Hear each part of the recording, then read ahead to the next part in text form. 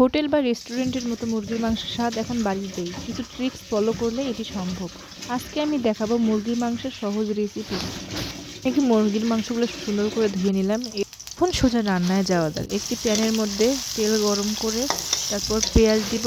পেঁয়াজটা সুন্দর করে ভাজার পর যখন লালচে হয়ে যাবে, এখন আমি দিয়ে দিব করা রসুন বাটা, 2 চামচ আদা বাটা দিয়ে দিব। এরপর ভালো করে এটা মিশিয়ে নেব।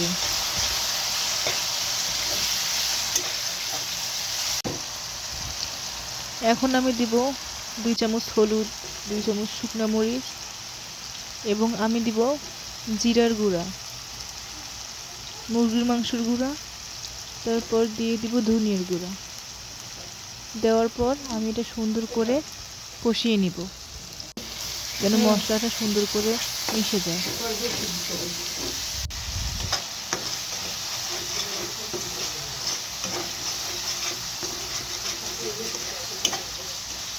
যখন দেখবেন যে মশলার উপরে তেল ভেসে আসে তখন বুঝবেন যে এটি সুন্দর করে কষানো হয়ে গেছে। এখন আমি কষানোর শেষে মুরগির মাংসগুলো দিয়ে দিব। আমি মুরগির মাংস একদম ঢেলে দিলাম না, কারণ মুরগির মাংসের নিচের পানিগুলো আমার কেমন জানি ঘৃণা লাগে। এজন্য আমি সুন্দর করে ছেঁকে আমি মাংসগুলো দিয়ে দিলাম। এখন আমি সুন্দর করে এটি নাড়াচাড়া করে একসঙ্গে মিক্স করবো যেন মশলাগুলো মাংসের ভিতরে সুন্দর করে ঢুকে। এটা পরে দিলাম, আপনারা চাইলে আগেও দিতে পারেন। এখন এটাকে কষানোর পালা সুন্দর করে।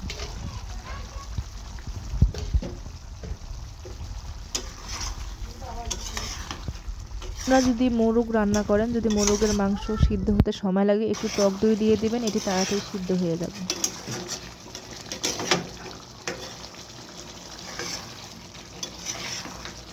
এটাকে আমি 5 মিনিটের মতো সুন্দর করে কষিয়ে নিব যাতে এটার আষ্টে গন্ধ না থাকে। আপনারা চাইলে 1 চিমটি লেবুর রসও দিতে পারেন, তাহলে মুরগির মাংসের গন্ধটা লাগবে না। এখন আমি অ্যাড করে দিচ্ছি একটু tomato sauce. Tomato sauce add করলে কালারটাও সুন্দর আসে এবং খেতে অনেক মজা লাগে। আপনারা চাইলে দিতেও পারেন, আবার স্কিপও করতে পারেন।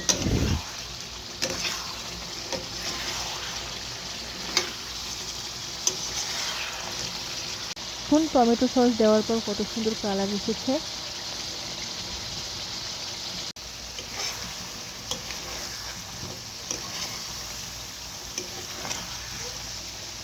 এটা আমার ভালো করে কষানো হয়ে গেছে। আমি এখন এটাকে আর একটু কষিয়ে পানি দিয়ে ঢাকা দিব। দেখেন কত সুন্দর তেল উপরে এসেছে, তার মানে বুঝবেন যে এটা পারফেক্টলি কষা হয়েছে। এভাবে যদি আপনি রান্না করেন তাহলে রেস্টুরেন্টের মতন স্বাদ অবশ্যই পাবেন। আমার কষানো হয়ে গেছে। আমি এখন পানি দিয়ে 10-15 মিনিট পর এটাকে পরিবেশন করব। ভিডিওটি ভালো লাগলে চ্যানেলটি সাবস্ক্রাইব করে পাশে থাকবেন।